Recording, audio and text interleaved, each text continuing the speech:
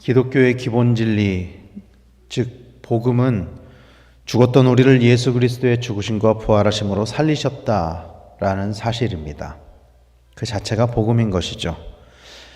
예수 그리스도의 피값으로 우리는 죽었던 우리가 살아났기 때문에 그러므로 우리는 예수의 피를 짊어지고 사는 사람들입니다.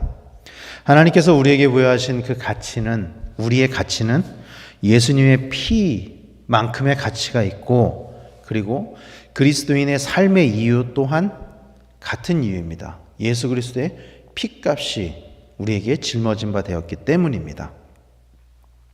그러므로 우리는 우리가 받은 은혜를 가벼운 것으로 여기지 말아야 합니다. 예수 그리스도의 죽으심과 부활하심, 우리를 살리신 그 은혜는 결코 가벼운 것이 아닙니다. 그리고 당연한 것으로 여겨서도 안 됩니다. 그것은 당연한 것이 아니에요. 당연한 것은 우리가 죄의 대가, 죄의 진노를 짊어지는 것이 원래는 당연한 것이죠. 그러므로 우리에게 주어진 그 은혜는 당연한 것도 아닙니다. 우리가 구원을 얻은 것은 우리의 공로로 인한 것이 아닙니다. 우리가 뭘 잘해서 우리에게 구원의 은혜가 주어진 것이 아니라 전적으로 하나님의 은혜라는 것을 기억하시기를 바랍니다. 바울은 그렇게 하나님께 선택받은 자들을 향하여 오늘 이렇게 권면하고 있어요. 하나님의 은혜를 헛되이 받지 말라. 오늘 본문 1절은 이렇게 말씀하고 있는 거죠. 우리가 하나님과 함께 일하는 자로서 너희를 권하노니 하나님의 은혜를 헛되이 받지 말라. 여기서 사용된 헛되이라는 단어, 헬라어 원어가 에이스 캐논이라는 단어입니다. 이 단어가 가지고 있는 뜻은 그러니까 비어있는, 그리고 공허한, 이런 뜻을 가지고 있어요. 그러므로 이 구절은 하나님의 은혜를 공허한 것으로 만들지 말라, 이런 구절인 거예요. 그래서 공동번역에서는 이렇게 번역을 해요. 우리는 하나님과 함께 일하는 사람으로서 여러분에게 간곡히 부탁합니다. 여러분이 받은 하나님의 은총을 헛되게 하지 마십시오. 우리가 잘 쓰는 말 중에 헛수고라는 말이 있잖아요. 헛수고. 하나님의 은혜를 헛수고를 만들지 말라. 즉 예수 그리스도의 십자가에서 죽으심과 부활하심을 헛수고를 만들지 마십시오. 이런 뜻인 거죠. 이 말씀은. 예수님이 우리를 위하여 죽으심으로 우리는 새 사람이 되었습니다. 그 말씀을 어제 다루었죠. 그리고 그 새 사람이 되었다는 것은 하나님과 화평을 이루게 하는 사역의 동역자로 초대되었다라는 의미인 거죠. 이 고린도 후서에서의 맥락은. 이것은 전적으로 하나님의 은혜이지만, 하나님의 은혜인 것이 너무나도 분명하지만, 사실은 우리가 새 사람으로서의 삶을 유지하는 데 있어서 사실은 우리에게는 개인적인 결단, 또 선택, 그리고 노력이 필요합니다. 우리 또한 그런 것들이 필요하다라는 것이죠. 하나님 앞에서 거룩함을 유지하고 하나님이 우리를 부르신 목적대로 살아가려고 하는 노력이 필요하다라는 것입니다. 그래서 오늘 바울은 자신이 받은 그 은혜로서 받은 그 직분을 행함의 태도를 이렇게 고백하고 있어요. 3절 말씀에 우리가 이 직분이 비방을 받지 않게 하려고 무엇에든지 아무에게도 거리끼지 않게 하고 라고 말씀하고 있습니다. 바울은 자신에게 맡겨진 이 복음 전파의 사명이 이 비방을 받지 않게 하려고 번역을 하고 있지만, 또 어떤 번역에서는 회방받지 않게 하려고 라고 번역하고 있거든요. 그러니까 이 복음을 전파하는 이 사명이 회방받지 않기를 원해요. 회방받지 않기를 원해요. 그런데 무엇으로 회방받지 않기를 원하느냐? 그것이 뒤에 보면 아무에게도 거리끼지 않게 하고 라고 말씀하고 있는 거거든요. 여기서 거리끼지라고 사용된 이 헬라어 단어 프로스코펜이라는 이 단어가 가지고 있는 뜻이 뭐냐 하면은 실족할 계기, 범죄할 기회, 걸려 넘어짐, 이런 뜻을 가지고 있어요. 그러니까 이게 무슨 의미냐면은 거리끼지 않게 하다라는 것은 그 거리낌의 원인이 어디에 있냐면은 범죄할 기회, 걸려 넘어짐, 나에게 있다는 거예요. 그러니까 다른 사람이 나를 회방하는 것이 아니에요. 이것은.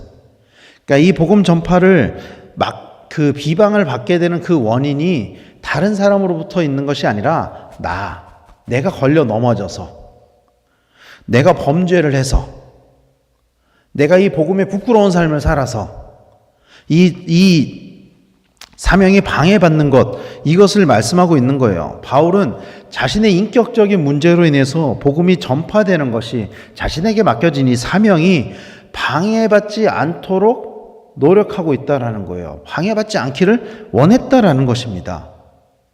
나 때문에 복음이 전파되는 것이 회방되지는 않았으면 좋겠다.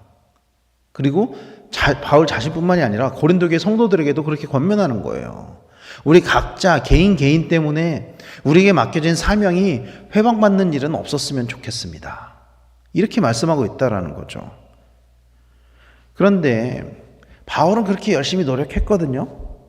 그래서 바울 서신서에 보면은 그 예수님의 성품을 닮아가는 것을 굉장히 많이 강조하고 있어요. 우리가 알고 있는 것처럼 성령의 9가지 열매라고 하면 그게 어떻게 압축된다 그랬죠? 예수님의 성품이에요, 그게. 능력이 아니라 성품이에요, 그것은. 그런데 그럼에도 불구하고 바울이 실제로 사역할 때 사람들은 바울한테 참 많은 문제 제기를 했었어요. 많은 시비를 걸었었어요. 바울이 사명을 이루어가는 데 있어서. 바울은 자신을 자랑하는 자라는 오해를 받기도 했고요.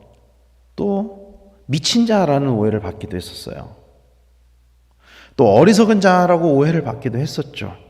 그러나 바울이 복음을 증거할 때 일어난 그 모든 문제들은 사실은 바울의 인격에서 오는 문제가 아니었어요. 바울의 신앙에서 일어나는 문제가 아니었어요. 그것은 복음의 본질에서 비롯된 것들이었어요. 그 거리낌은. 고린도전서 1장 23절 말씀에는 이렇게 말씀하고 있습니다. 우리는 십자가에 못 박힌 그리스도를 전하니 라고 말씀하는데, 이게 사명이잖아요, 바울의. 그리고 이어서 이렇게 말씀해요. 유대인에게는 거리끼는 것이요 이방인에게는 미련한 것이로되. 그러니까 복음이 가지고 있는 본질 자체가 믿지 않는 사람들에게는 거리낌이 있다라는 거예요. 그 자체가. 그렇다 보니까 그 복음을 가지고 있는 사람을 오해하고 계속 공격하는 것이 이 복음을 가진 사람들을 대하는 안 믿는 사람들의 본질이라는 거예요, 이게. 그러나 그럼에도 불구하고 바울은 내 안에 있는 복음이 다른 사람들에게 거리끼지 않게 하기 위해서 나로 인한 그 거리낌이 있지 않게 하기 위해서 노력하고 있고, 우리도 노력해야 한다라고 말씀하고 있는 것입니다. 그리고 바울은 자신이 그 거리낌이 없이 복음을 전하기 위해 참아온 것들, 행한 것들을 4절부터 10절까지 20가지를 넘게 고백하고 있는 거예요. 자기가 당했던 고난들, 또 자기가 행했던 것들, 절제했던 것들, 이런 것들을 20가지가 넘게 말씀을 하고 있는 것입니다. 그 20가지의 내용들을 보면은 사실 하나하나가 참 쉽지 않은 것들이에요, 그것들이. 그러나 바울이 그 모든 것들을 열심으로 행했던 것들, 참았던 것들, 견뎌왔던 그 이유는 바울 자신이 자기를 다 내려놓고 오직 십자가의 길을 갔기 때문입니다. 예수님께서 말씀하셨던 것처럼 자기를 부인하고 자기 십자가를 지고 가는 길을 바울이 갔다는 거예요. 바울이 그 길을 갔다는 것입니다. 그런 이유로 바울은 거리낌이 없이 복음을 전할 수 있었던 거예요. 이전에는 자신이 그리스도인들을 핍박하는 자들이었지만, 그들 중에 대장이었지만, 그러나 이제는 그 모든 것들을 다 내려놓고 회개하고 자신의 삶을 돌이키고 복음에 있어서 부끄럽지 않게 살아가면서 그 복음을 자신 있게 전했다라는 것입니다. 사랑하는 성도 여러분, 하나님은 우리를 구원하시고 우리에게 은혜를 부어주셨습니다. 우리 모두에게 다 동일하게 은혜를 부어주셨죠. 그로 인해 우리가 하나님의 일에 동참하게 되었고, 그것을 위해 우리에게 직분과 사명을 주셨어요. 우리가 가지고 있는 그 직분과 사명은 그냥 당연하게 주어진 것이 아니에요. 아무 이유 없이 주어진 것이 아닙니다. 하나님께서 우리에게 맡겨주신 사명이 있습니다. 아무 이유 없이 그것을 주신 것이 아니라는 거예요. 그러나 많은 그리스도인들이 자신에게 주어진 은혜를 헛된 것으로 만들어서 때로는 하나님이 우리에게 주신 사명이나 직분에 충성하지 못하게, 또 그렇지 않게 살아가는 모습들을 종종 볼 수가 있어요, 우리가. 여러분 기억하십시오. 예수님께서는 우리를 살리시기 위해 그 사명에 얼만큼 충성하셨냐면, 순종하셨냐면 죽기까지 순종하셨다고 성경은 말씀하고 있어요. 예수님은. 그런데 때때로 우리는 아주 작은 것들도 하나님께 순종하지 못하는 모습들을 보이면서 살아가고 있는 것은 아니냐 하는 것이죠. 우리의 삶은. 바울은 자신의 삶의 편안함과 욕구들을 내려놓고 스스로 불편한 길로 걸어갔습니다. 제 발로 걸어갔어요. 고난을 당하는 일로 들어갔고 궁핍함으로 들어갔습니다. 그러나 그럼에도 불구하고 바울은 자신에게 복음이 있으므로 가장 마지막에 이렇게 고백을 해요. 모든 것을 가진 자로다. 모든 것을 가진 자로다. 바울은 이 세상에서 충분히 다 가지고 살 수 있는 사람이었어요. 원래 바울이 뭐가 부족했습니까? 학력이 부족했습니까? 경력이 부족했습니까? 직급이 부족했습니까? 신분이 부족했습니까? 아무것도 부족한 게 없었던 사람이에요. 바울은. 그러나 그가 예수님을 만났을 때 그는 모든 것을 다 포기했습니다. 다 포기했어요. 그럼에도 불구하고 바울은 자신이 복음을 가지고 있기 때문에 모든 것을 다 가진 자라고 고백하는 거예요. 고린도전서 3장 21절에 바울이 이렇게 고백합니다. 그런즉 누구든지 사람을 자랑하지 말라. 만물이 다 너희 것임이라. 이 땅에서 눈에 보이는 것들을 자랑할 필요가 없다라는 거예요. 만물이 다 우리 것이라고 말씀하고 있는 것입니다. 세상을 살아가는 데 있어서 눈에 보이는 것은 참 많이 중요하죠. 사실 중요하죠. 그러나 생명의 본질인 복음을 가지고 있는 우리에게는 사실은 눈에 보이는 것보다 보이지 않는 것이 훨씬 더 중요하죠. 바울이 얼마 전에 이렇게 말씀했잖아요. 고린도후서 4장 18절 말씀에 우리가 주목하는 것은 보이는 것이 아니요 보이지 않는 것이니 보이는 것은 잠깐이요 보이지 않는 것은 영원함이라 이렇게 말씀하고 있잖아요. 그리고 그 보이지 않는 것에 집중하는 삶이라는 것은 우리를 택하신 하나님의 뜻에 따라 살아가는 것입니다. 믿으시길 바랍니다. 그리고 하나님이 우리에게 주신 그 사명에 충성하면서 순종하면서 살아가는 것입니다. 믿으시길 바랍니다. 눈에 보이는 것이 아니라 보이지 않는 것들을 바라보며 그 보이지 않는 것에 가치를 두며 살아가시는 성도님들이 되시기를 간절히 소망합니다. 때로는 우리에게도 오늘날 사실 매맞음이나 갇힘이나 이런 것들이 복음을 전한다고 해서 우리에게 일어나지는 않죠, 사실. 그러나 그런 종류가 아닌 다른 종류의 어려움이 때로 우리에게 있을 수 있거든요. 예수 그리스도를 믿는 이유로. 그런 어려움이 우리에게 올 때에도 우리에게 맡겨진 사명을 붙잡고 승리하시는 성도님들이 되시기를 간절히 소망합니다. 제가 아주 좋아하는 영상 중에 이런 영상이 있어요. 너 어디 가든지라는 찬양에 맞춰서 만들어진 영상인데 그 영상을 보면은 예수님이 주인공한테 십자가를 부탁을 해요. 내가 다시 올 때까지 이걸 좀 잡고 있어 달라고. 그 주인공이 십자가를 붙잡고 사람들을 인도를 합니다. 생명의 길로 안내를 해요. 근데 예수님은 오시지 않고 그 사이에 눈도 오고 막 바람도 불고 지치고 힘들고 그러다 마지막에 예수님이 오셔서 그 수고를 칭찬하시는 그런 영상이 있어요. 우리가 이 땅에서 살아가는 삶이 그런 삶입니다. 예수님께서 우리에게 맡겨주신 그 십자가, 그 사명을 붙잡고 끝까지 참고 인내하며 견뎌내는 것이 우리 그리스도인들에게 주어진 삶이에요. 그 과정 가운데 때로는 힘들고 어려울 때도 있죠. 때로는 지칠 때도 있고 쓰러질 때도 있죠.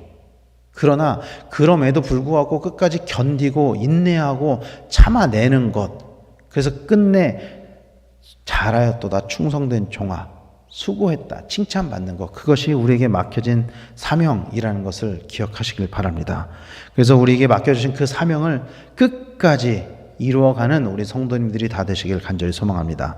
그래서 먼 훗날 정말 주님 앞에 섰을 때 잘하였도다 충성된 종아 이렇게 칭찬받는 우리 강백교회 성도님들, 또 직분받은 우리 모두 되시기를 예수님의 이름으로 간절히 축원합니다.